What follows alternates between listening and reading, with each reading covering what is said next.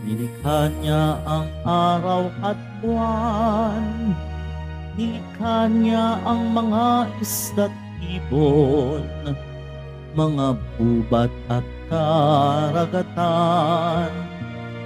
Tunay siyang banal at dakila, purihin ang kanyang ngalan. Ang lahat ng nilikha niya'y mabuti, pinagyaman niya ng lubusan. Purihin ninyo ang Panginoon, dakilain ang kanyang ngalan. Purihin siya ay awitan at papurihan magpakailanman.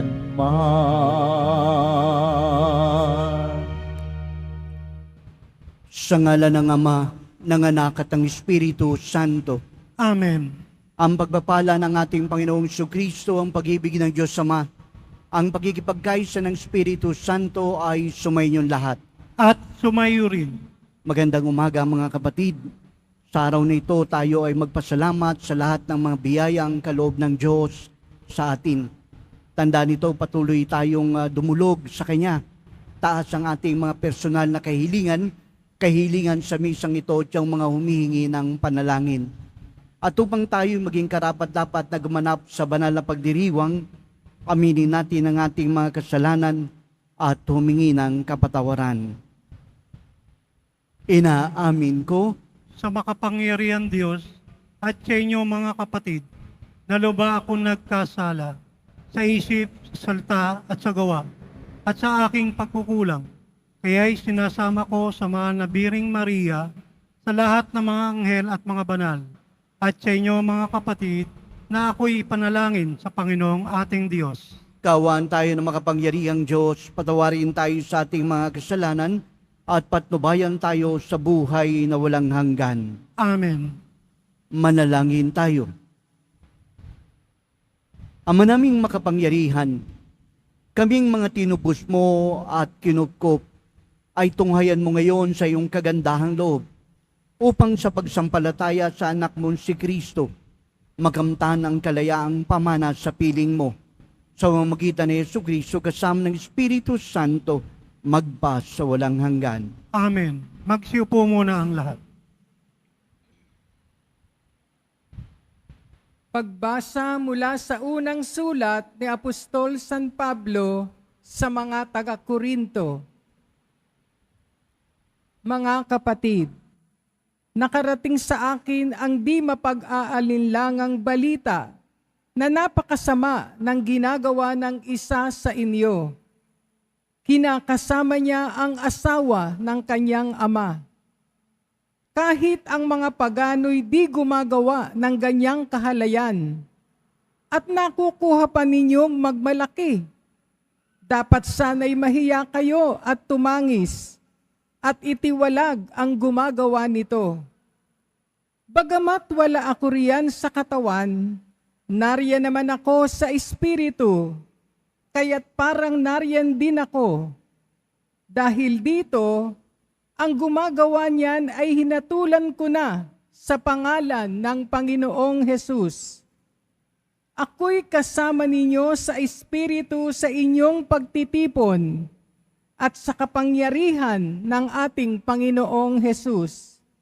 Ibigay ninyo kay Satanas ang taong iyan upang mapahamak ang kanyang katawan at nang maligtas ang kanyang espiritu sa araw ng Panginoon. Hindi kayo dapat magpalalo. Hindi ba ninyo alam ang kasabihang napaaalsa ng kaunting lebadura ang buong masa? Alisin ninyo ang lumang lebadura, ang kasalanan, upang kayo'y maging malinis. Sa gayon, matutulad kayo sa isang bagong masa na walang libadura, at ganyan nga kayo. Sapagkat naihandog na ang ating korderong pagpaskwa, si Kristo, kaya't ipagdiwang natin ang Paskwa. Ngunit hindi sa pamamagitan ng tinapay na may lumang lebadura ng kasamaan at kahalayan, kundi sa pamamagitan ng tinapay na walang lebadura, sa gisag ng kalinisan at katapatan. Ang salita ng Diyos. Salamat sa Diyos. Poon, ako'y pangunahan, ng landas mo'y aking sundan. Poon, ako'y pangunahan, ng landas mo'y aking sundan. Ang gawang masamay, di mo kalulugdan. Ang gawaing hidway, di mo papayagan. Ang mga palalo't masasamang asal, iyong itatakwil at kasusuklaman. Poon, ako'y pangunahan, ng landas mo'y aking sundan. Parurusahan mo yaong sinungaling, pati mararahas at ang mga taksil. Poon, ako'y pangunahan, ng landas mo'y aking sundan. Ang nagtitiwala sa iyo'y magagalak. Masayang aawit sila oras-oras. Iyong ingatan yaong mga tapat, na dahil sa iyo'y lumigayang ganap. Poon, ako'y pangunahan, ng landas mo'y aking sundan. Magsitayo na po ang lahat.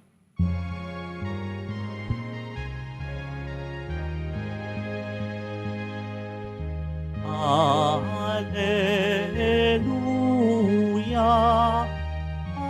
Alleluia, Alleluia, Alleluia.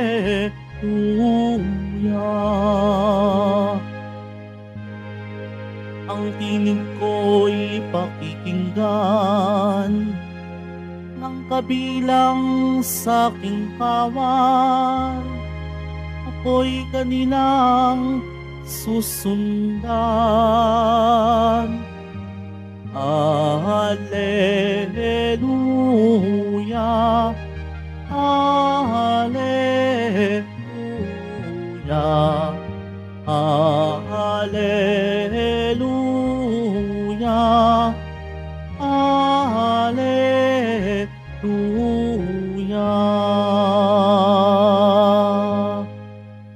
Sumainyo ang Panginoon. At sumayo rin. Ang mabuting balita ng Panginoon ayon kay San Lucas.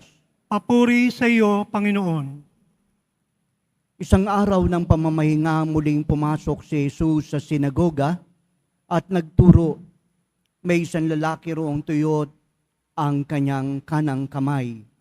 Sa hangad ng mga eskriba at ng mga pariseyo na paratangan si Jesus, nagbantay sila upang tignan kung siya'y magpapagaling sa araw ng pamamahinga. Subalit batid ni Jesus ang kanilang mga iniisip, kahit sinabi niya sa kanila, sa lalaking tuyo ang kamay, halika rito at sa unahan. Lumapit naman ang lalaki, tumayo roon.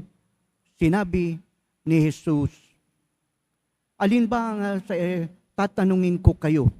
Alin ba ang ayon sa kautusan? Ang gumawa ng mabuti o ang gumawa ng masama sa araw ng pamamahinga? Magligtas ng buhay o pumatay? Tinignan ni Jesus ang nasa palibot niya at sinabi sa lalaki, iunat mo ang iyong kamay. Iniunat nga niya ang kanyang kamay at ito'y gumaling. Nagngingit-ngit sa galit ang mga eskriba at mga pariseyo at pinag-usapan nila kung ano ang dapat gawin ni Jesus.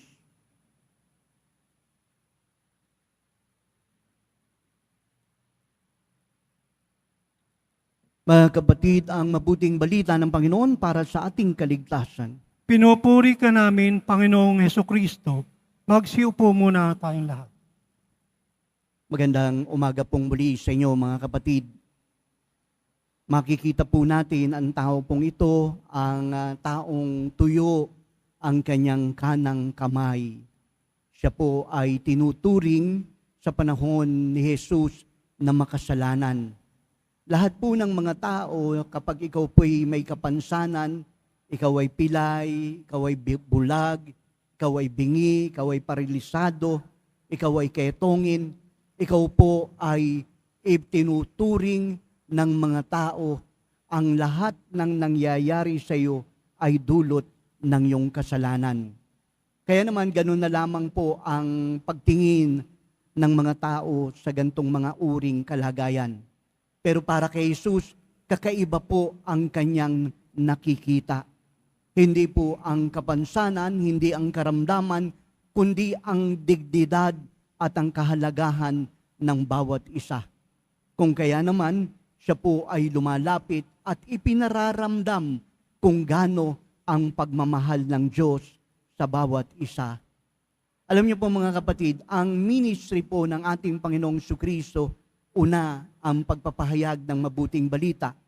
Ikalawa, ang pagpapagaling. At ikatlo, ang pagpapalayas ng masamang spirito. Pero ang lahat po ng ito ay mayroong batayan. At yan ay walang iba kung hindi ang buhay panalangin. Napakahalaga po kay Jesus ng buhay panalangin. Kaya't naman sa ating mga ebanghelyo, ipinakikita po sa atin na si Jesus mismo ang siyang nagbibigay sa kanyang sarili ng panahon para manalangin sa umaga, sa dapit hapon, o sa anumang oras na ang sa tingin niya dapat siyang manalangin. Kaya hindi nakapagtataka, ang puso ng tinatawag po nating Sabat ay ang puso na kung tawagin is the law of love. Ang batas ng Sabat ay ang batas ng pag-ibig. Kaya nung makita niya po ito pong taong tuyo ang kamay, lumapit po siya. Hindi naman hinihiling ng taong ito ay pagalingin siya, ngunit dulot ng kanyang pag-ibig at tumutugon sa batas ng pag-ibig, tinawag niya ang lalaki at sinabi niyang, iunat mo ang iyong kamay.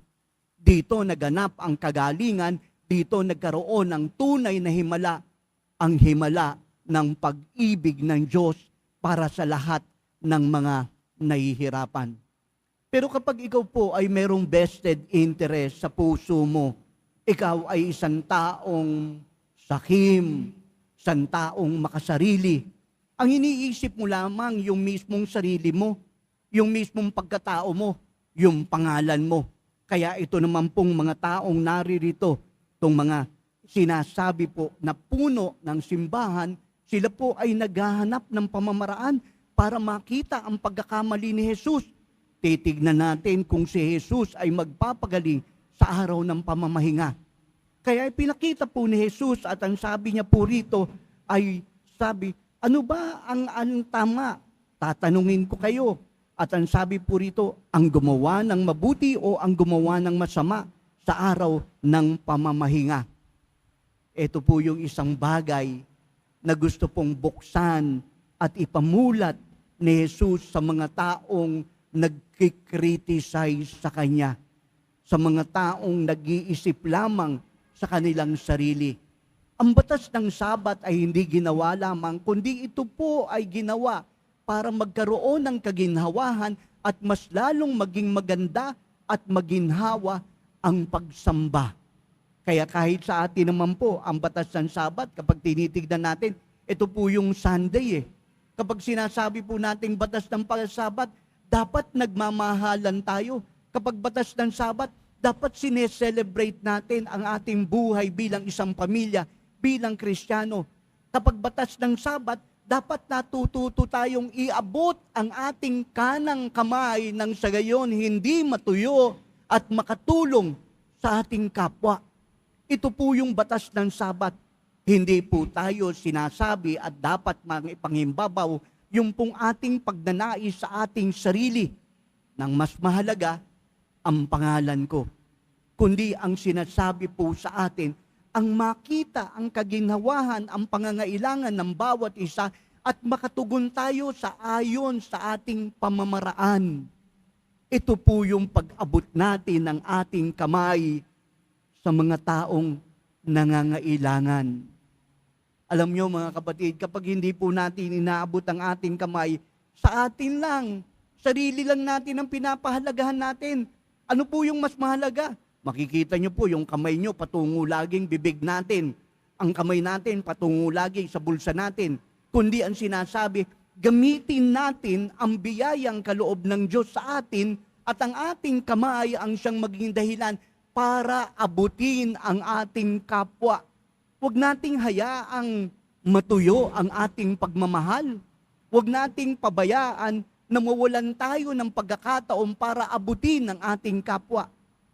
Mga kapatid, hindi ka kinakailangan lumayo para maging ganap ang pagtugon mo sa batas ng Sabat. Kailangan mo lamang tanggapin ang pag-ibig at tignan kung papaano ang halimbawa ng Poong Jesus Nazareno, ang pagmamahal niya sa kapwa, ang pagmamahal niya sa bawat isa sa atin, lalo na sa mga nangangailangan.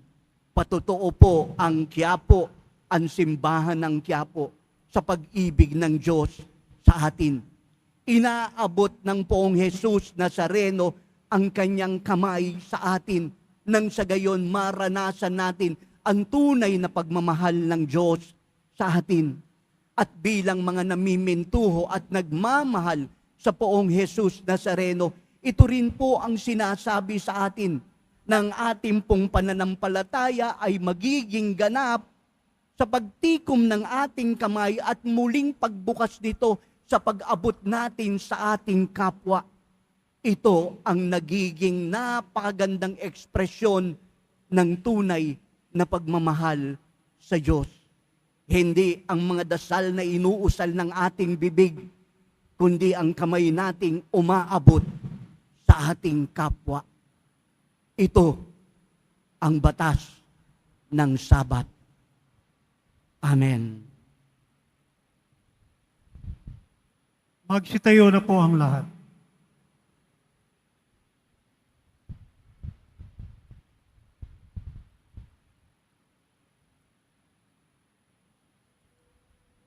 Minamahal kong mga kapatid, para sa ating mga Kristiyano, wala nang higit pang batas o utos, kundi ang ipinag-uutos ng Ebanghelyo na mahalin ang Diyos at ang kapwa.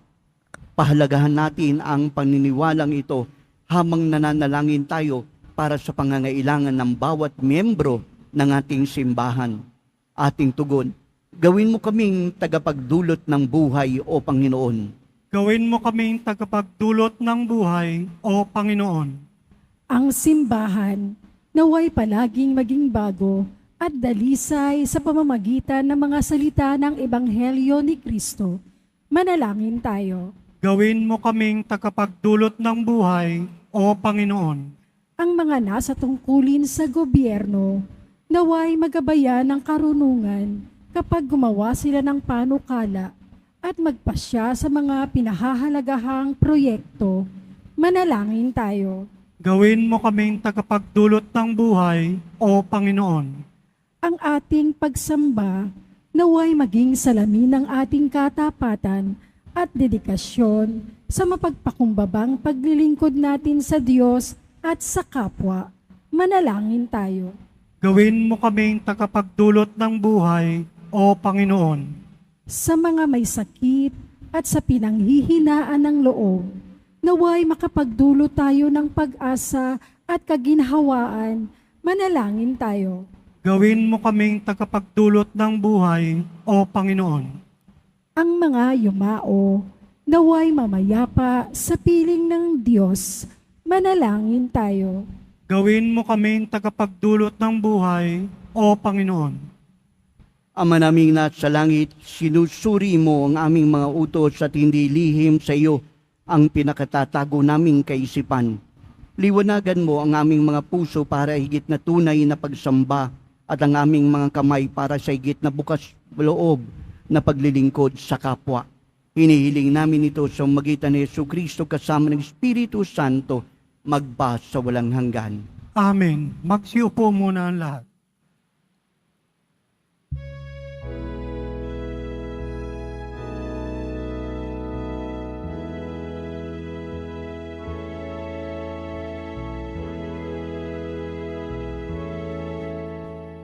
Itong tinapay at alak na mula sa'yo, muling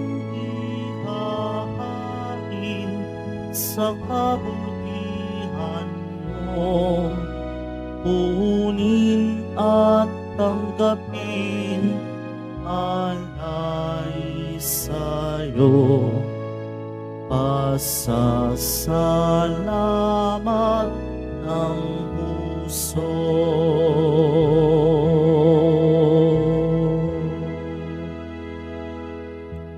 Magsitayo na po ang lahat. Mga kapatid, manalangin kayo upang ating paghahain ay maging kalugod-lugod sa Diyos amang makapangyarihan sa lahat. Tanggapin nawa ng Panginoon itong paghahain sa iyong mga kamay sa kapurihan niya at karangalan sa ating kapakinabangan at sa buong sambayanan niyang banal. Ama namin lumikha, ikaw ang gumawa ng wagas sa katapatan at kapayapaan. Ipagkaloob mo ang iyong kadakilaan ay aming handugan, ang iyong minamarapat sa aming maiaalay, at nawa magkaisa kami sa pakinabang sa banal na paghahain ngayong ipinagdiriwang. Sa pamamagitan ni Jesucristo kasama ng Espiritu Santo, magpas sa walang hanggan. Amen. Sumayin niyo ang Panginoon. At sumaiyo rin. Taas sa Diyos ang iyong puso't iisipan. Tinaas na namin sa Panginoon. Pasalamatan natin ang Panginoong ating Diyos. Marapat na siya ay pasalamatan. Ama naming makapangyarihan, tunay ngang marapat na ikaw ay aming pasalamatan. Sa iyong paglingap at kagandahang loob, ang tao'y nilikha mo't pinangasiwan sa sansinukob.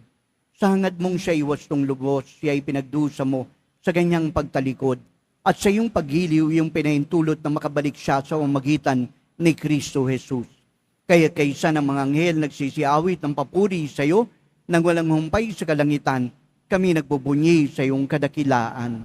Santo, Santo, Santo, Panginoong Diyos ng mga hukbo, napupuno ang langit at lupa ng kadakilaan mo, o sana sa kaitaasan. Pinagpala na paririto sa ngalan ng Panginoon, o sana sa kaitaasan. Magsilod po ang lahat. Ama naming banal, ikaw ang bukal ng tanang kabanalan, kaya sa magitan ng iyong Espiritu gawin mong banal ang mga kaloob na ito, upang para sa amin maging katawan at dugo ng aming Panginoong Jesucristo. Bago siya pinagtiis ang kusan loob na maging handog, kinuha niya ang tinapay, nagpasalamat sa iyo. Pinaghati-hati yun, iabot sa kanyang mga lagad at sinabi, tanggapin niyo lahat ito at kanin. Ito ang aking katawan na ihahandog para sa inyo.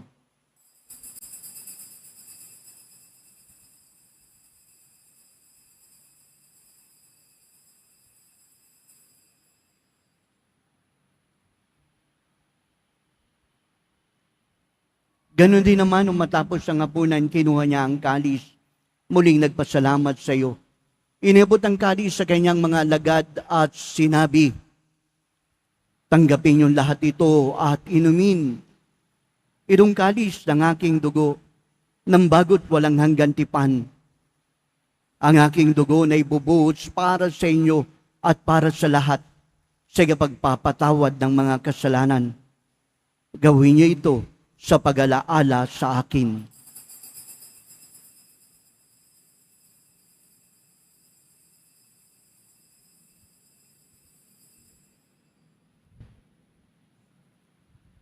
Magsitayo na po ang lahat. Ipagbunyi natin ang misteryo ng pananampalataya. Si Kristo'y namatay, si Kristo'y nabuhay, si Kristo'y babalik sa wakas ng panahon. Ama, ginagawa namin ngayon ang pag-alala sa pagamatay at muling pagabuhay ng iyong anak. Kahit niyalay namin sa iyong tinapay na nagbibigay buhay, ang kalis na nagkakaloob ng kaligtasan. Kami nagpapasalamat dahil minarapat mo kami tumayo sa harap mo para maglingkod sa iyo. Sinasamo namin kami magkasalo-salo sa katawan at dugo ni Kristo ay mabuklod sa pagkakaisa sa pamamagitan ng Espiritu Santo. Ama, lingapin mo ang simbahang laganap sa buong daigdig. Puspusin mo kami sa pag-ibig kay San Francisco na aming Papa, ni Jose na aming Obispo, lahat ng mga pari, mga reyoso, diakono at intensyon ng iyong bayan. Alalahanin mo rin mga kapatid namin na himlay na may pag-aasang sila'y muling mabubuhay. Gayon din ang lahat ng mga pumanaw. Kawan mo sila at patuloyin sa iyong kaliwanagan. Kawan mo at pagindapating kami lahat na makasalo sa iyong buhay na walang wakas. Kaysa ng mahal na Bireng Maria, Ina ng Diyos, ng kanyang kabiyak sa pusong si Jose, kaysa ng mga apostol at ng lahat ng mga banal, San Juan Bautista, na namuhay dito sa daigdig ng kadulugod sa iyo, may pagdiwang noon namin pagpupuri sa kararangal mo sa mamagitan ng iyong anak, naming Panginoong Hesu Kristo.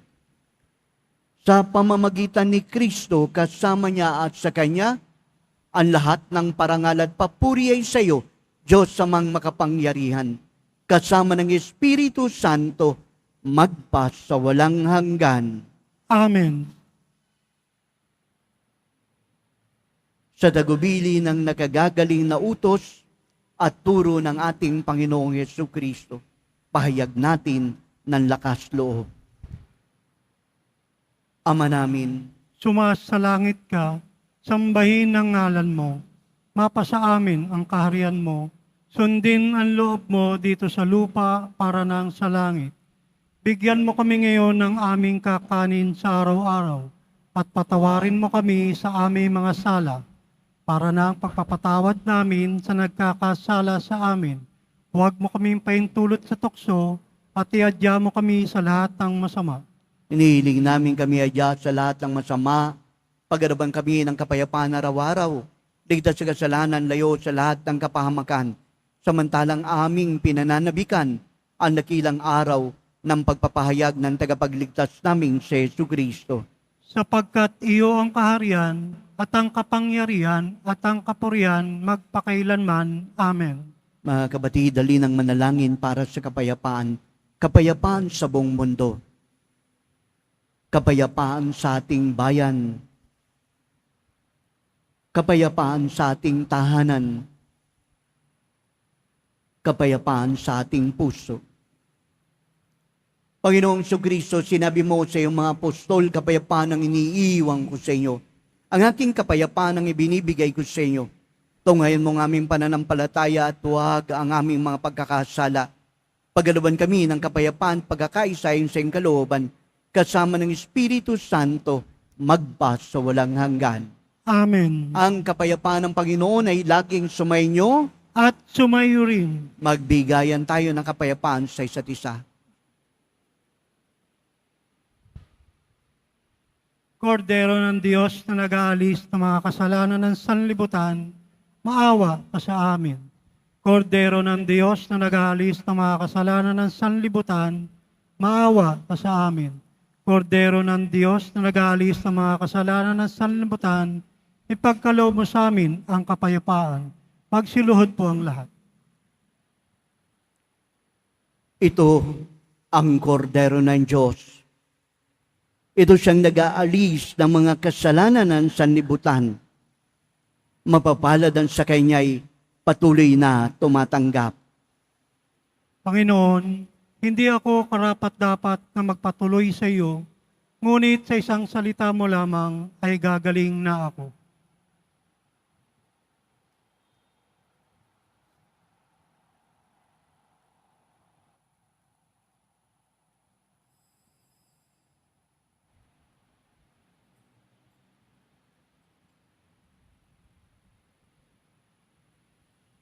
Para sa lahat ng tatanggap ng banal na komunyon, sasagot po tayo ng Amen.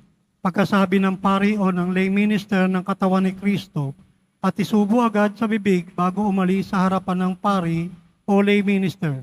Sumunod po tayo.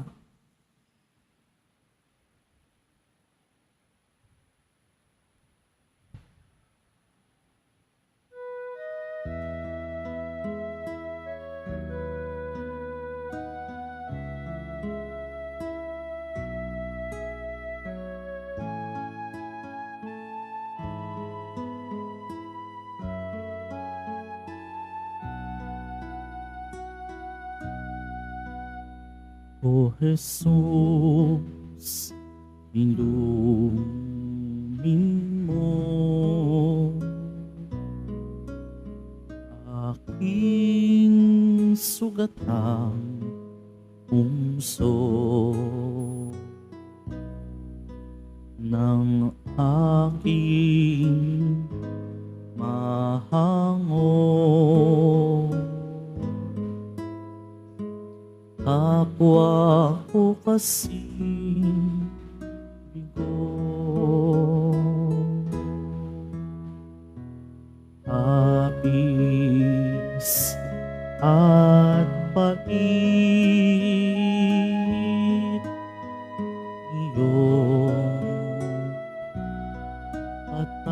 asin at hagkan, ang sakit ng magningasang rikit. O Jesus, inumin mo aking sugatang puso ng aking mahango. Kapwa ko kasing bigo, aking sunggatang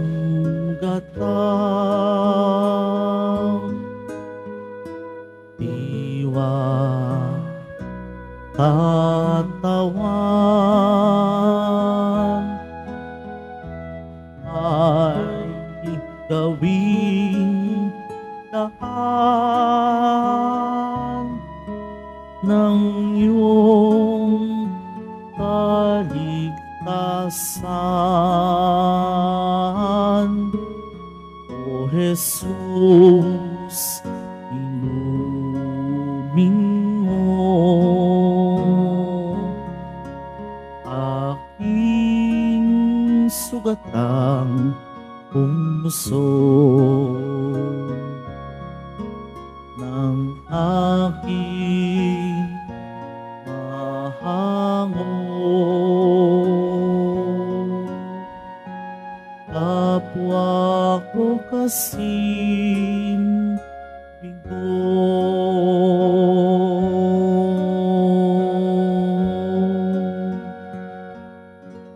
Announcement. Muling inihahandog ng ating simbahan ang Nazareno Medallion. Mabibili po ito sa ating Parish Finance Office. Ito po ay nagkakalaga ng 25 pesos. Ang malilikom po ay gagamitin sa pagsasaayos ng electrical system ng ating simbahan. Sa mga nagsisimba, pagkatapos ng misa, wiwisikan po ang lahat ng banal na tubig. Pinakikiusapan ang lahat na manatili lamang muna sa inyong mga lugar. Tanging sa Quezon Boulevard o sa Plaza San Juan lamang ang labasan ng lahat. Sumunod po tayo. Maraming salamat po sa inyong pagdalaw at pagsisimba sa Basilica Menor at Pambansang Dambana ni Jesus Nazareno. Magsitayo na po ang lahat. Manalangin tayo. Ama naming mapagmahal, kaming pinagsalumo sa iyong salita at piging banal, ay iyong pinalalakas at iyong binubuhay. Pagindapatin mong kami makapakinabang sa buhay ng iyong anak, na para sa aming sarili niya ay alay, bilang aming tagapamagitan kasama ng Espiritu Santo, magpa sa walang hanggan. Amen. Sumainyo ang Panginoon. At sumayo rin. Pagbabasbas ng Poong Jesus Nazareno. Mahal na Poong Jesus Nazareno, inihayag mo sa pamamagitan ng krus ang walang maliw na pag-iibig ng Diyos sa sangkatauhan. Pakinggan mo ang kahilingan ng iyong angkan na nagsusumamo sa iyo. Makamtamnawa nila ang katugunan at tanggapin ang kasagutan ng may utang na loob na tinatanaw at pusong mapagpasalamat. Basbasan mo rin ang kanilang mga daladalang imahen at dasalan, 10 ng kanilang mga panalangin. Sa pamamagitan ng bendisyon na ito, naway maalala nila ang mga pangako nila noong sila'y binyagan na ikaw ay kanilang iibigin at paglilingkuran bilang Panginoon magpa sa walang hanggan. Amen. At pagpalain kayo ng makapangyarihang Diyos, Ama, Anak, at Espiritu Santo. Amen. Humayo kayong taglay ang kapayapaan ng Poong Jesus Nazareno. Salamat sa Diyos.